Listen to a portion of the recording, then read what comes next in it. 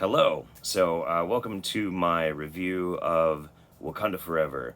I just got out of the theater. I just got home, and I'm just now sitting down to have a smoke and talk about this movie for a few minutes. Now, this movie is not going to be, or this video is not going to be spoiler free, but I will tell you before I go into spoilers that I half liked this movie a lot, and then the second half I just did not. If you want to know why, then you're going to have to listen to the video, which is going to include quite a bit of spoilers. But I'd like to lay out my case if I could. So, the main thing around this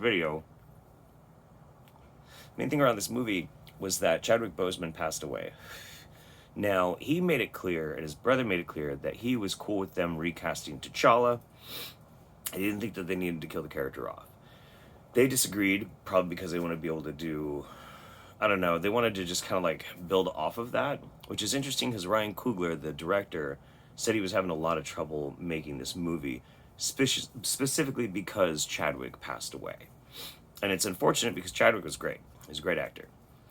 So some of the bonuses to this movie are the cast. The cast is phenomenal, except for 1.5 decisions, and that's really to its detriment, unfortunately.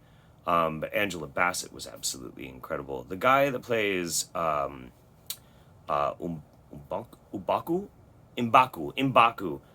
he's always really fantastic. The woman that played Okoye, she's fucking great. And what's her plays Nakia? I think it's Letitia. Shit. I was just looking it up and now I can't remember. Lupita Nyong'o. She was, as a standout performance, fantastic. Really good. I do not know the guy who played Namor, but he was really, really good too. I liked him a lot. The best parts about this movie are, again, like those performances were really good. The choice that they made to not have Namor be the king of the Atlanteans and instead have them be the Tlaxcalans, I think I'm pronouncing that right, which are instead a tribe of Mesoamerican, very similar to Aztec peoples that are now effectively mutated by the power of like vibranium-powered plants to be aquatic. It was awesome. It was great, and the aesthetic that they brought to that was so good. That they're speaking Mayan, the way in which they like did battle. I mean, it was really cool. I liked it a lot. Thought it was fantastic.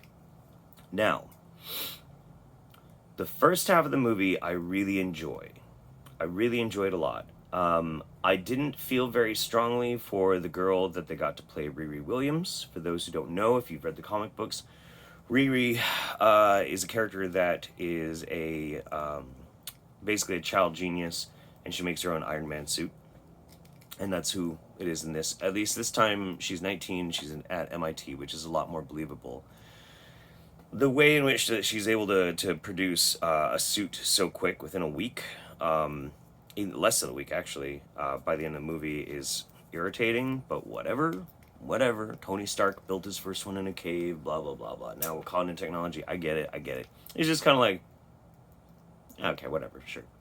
But the actress itself, herself, she was okay. And I don't think necessarily it was her fault. I think it was just the weird mixing of like Brooklyn in the middle of this like conflict between Wakandan and Atlantean, or not Atlantean, Tlaxcalan.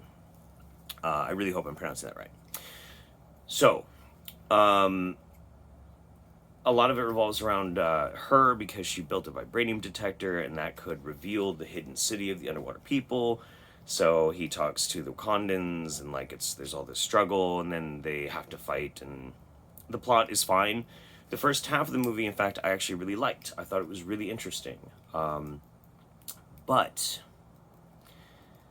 once there's an attack on Wakanda, after that moment, I hated this movie. I hated it.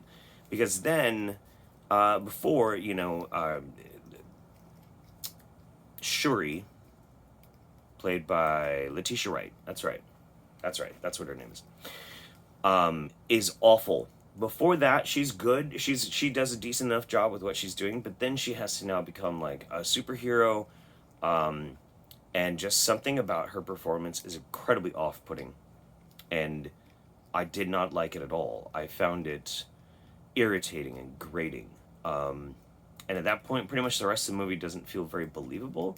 I mean, it's a superhero movie, I get that, but more so than that, this is a big epic idea.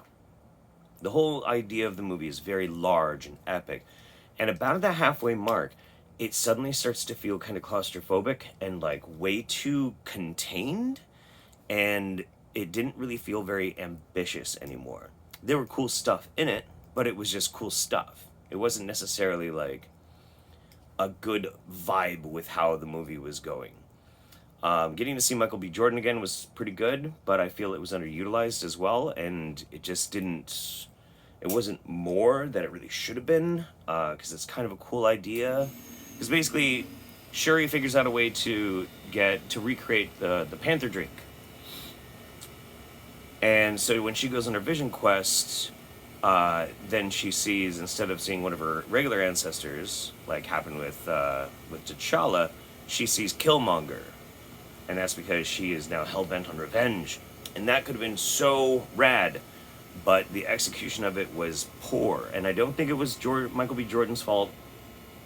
I think part of it was just that Letitia is not a great actress at all. And I think a lot of it was just the directing and how they decided to put this together. It just didn't work very well. I didn't like it. And then you have the big epic fights and this, that, and the other thing, and they don't feel big anymore. They feel very, like, constrained and small. So,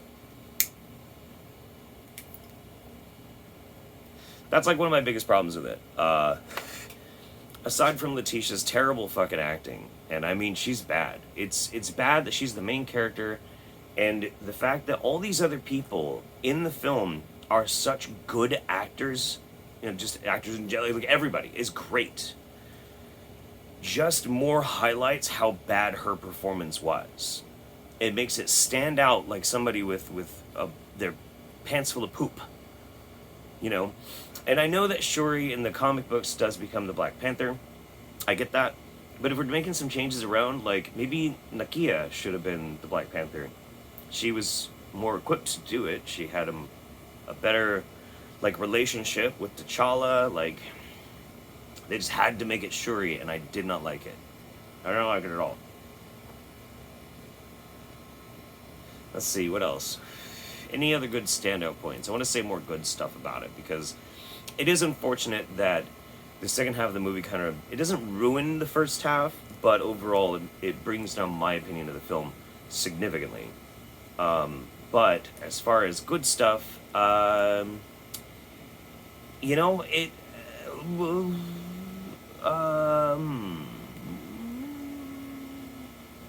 we get to see a lot more Okoye.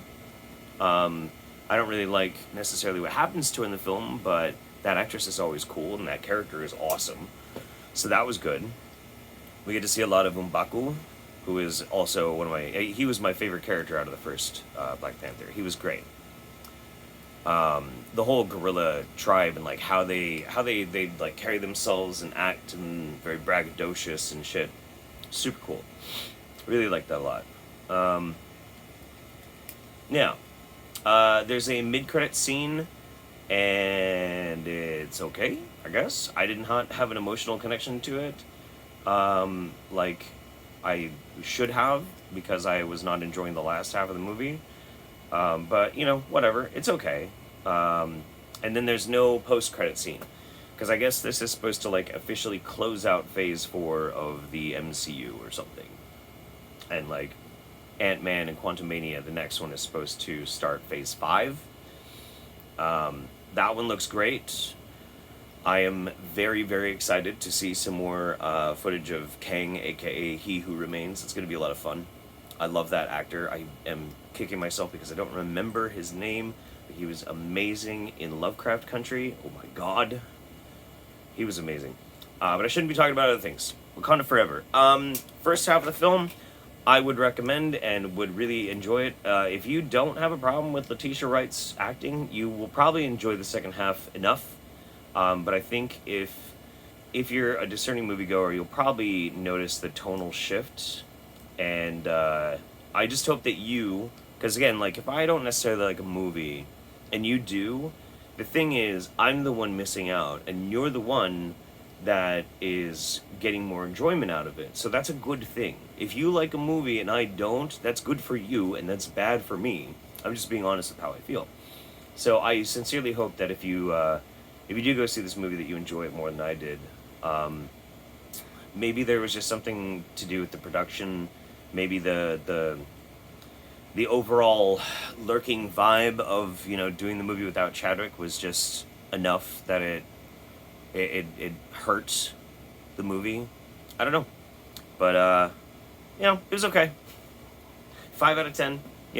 First half would have been like a 7.5 out of 10. It was pretty fun, pretty fun. That's it.